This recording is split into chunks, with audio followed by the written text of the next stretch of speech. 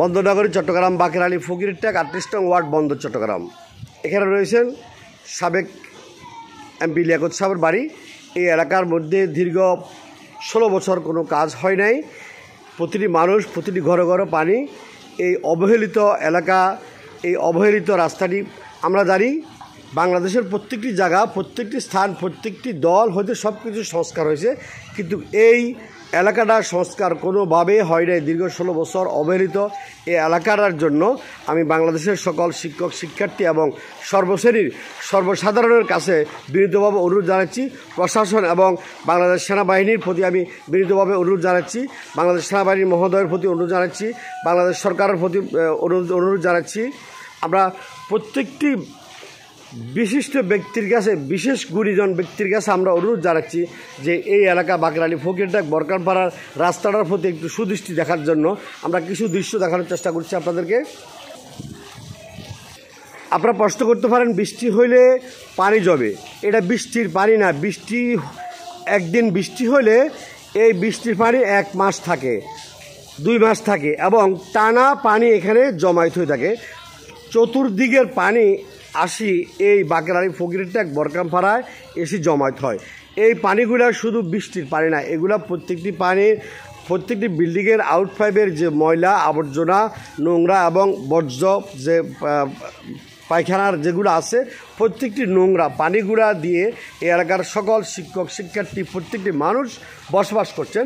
আমরা আরও কিছু দৃশ্য দেখানোর চেষ্টা করব, যা আপনারা দেখলে অবাক হয়ে যাবেন। এমন কিছু দৃশ্য আছে যা আসলে ভিডিও ফুটেজে নেওয়া যাচ্ছে না। আসলে অনেকে এটা খারাপ মন্তব্য করবেন এবং অনেকের কাছে এটা খারাপ লাগবে। এমন কিছু দৃশ্য আমরা দেখাতে চাই না।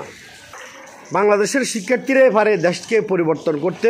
আমি সকল শিক্ষার্থীদেরকে বিনীতভাবে অনুরোধ জানাচ্ছি যে বাকের আলী ফকিরট্যাগ বরকানপাড়া এখানেও শিক্ষার্থী রয়েছেন এবং সারা বাংলাদেশের শিক্ষার্থীর কাছে আমি অনুরোধ জানাচ্ছি যে বাকের আলী ফকিরট্যাগ বরকানপাড়া 38 নং ওয়ার্ড বন্দর নগরী চট্টগ্রাম এই বিষয়টা নিয়ে কথা বলার জন্য। দীর্ঘ 16 বছরের 16 টাকার কোনো ইট লাগানো হয় নাই জানিয়েছেন এই এলাকার প্রত্যেকটি মানুষ। এখানে প্রত্যেকটি মানুষের ঘরে ঘরে এবং বৃষ্টি হলে যেমন সাপ, এই সাপ প্রত্যেকটি মানুষের ঘরে ঘরে সাপ রয়েছে, একাধিক সাপ রয়েছে, মরা অনেক সাপ। আমরা সেটা ভিডিও ফুটেজে দেখাতে চাচ্ছি না। অনেক সাপ রয়েছে, অনেকে ঘরে সাপ মেরে ফেলে রাখছেন।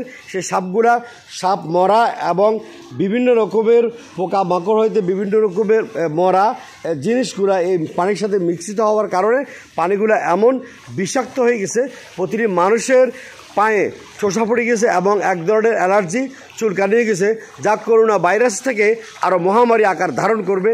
এই বাকের আলী ফকিরট্যাগ বরকানপাড়া প্রত্যেক সচেতন নাগরিকের দৃষ্টি আকর্ষণ করছি যে সচেতন নাগরিক যারা আছেন আপনারা একটু এই জিনিসটাকে একটু কমেন্টস করি এবং সারা বাংলাদেশে জানিয়ে দেন যে উন্নয়নের মহাসড়কে আমরা বাংলাদেশে। এটা কি উন্নয়ন? কোন জায়গায় উন্নয়ন? যে বন্দরের পাশে 2 কিলোমিটার পাশে বন্দর, চট্টগ্রাম বন্দরের সমৃদ্ধি সনদার এই চট্টগ্রাম বন্দর, এই বন্দরের 2 কিলোমিটার পাশে এত উন্নয়নে বেসে যাচ্ছি আমরা, যে আমরা প্রতিটি মানুষ মসজিদে নামাজ পড়তে যেতে পারতেছি না এবং এলাকার মানুষ যেতে পারছে না এবং শিক্ষক, শিক্ষার্থী, স্কুল পড়ুয়া শিক্ষার্থী কেউ রাস্তা ঘর থেকে বেরোতে পারছে না। এই এলাকার মানুষ প্রতিটি 12 মাস থাকে পানি এই এলাকাতে। আপনারা তদন্ত করি এবং তদন্ত করার জন্য বিশেষভাবে অনুরোধ জানাচ্ছি। স্ব দায়িত্বশীল ব্যক্তিদেরকে আমরা তদন্ত করার জন্য অনুরোধ জানাচ্ছি এবং খোঁজ দেওয়ার জন্য অনুরোধ জানাচ্ছি। যে পানিগুলো দেখছেন আপনারা, এই পানিগুলো একদম নোংরা, আবর্জনা, ময়লা ঢাকা। শুধু দর্শক, আপনারা যে যেখান থেকে দেখছেন আমাদের এই ভিডিওটা এখন ছড়িয়ে দেন সারা বাংলাদেশে। সংস্কার সব জায়গায় হচ্ছে, আমরা এটা সংস্কার চাই।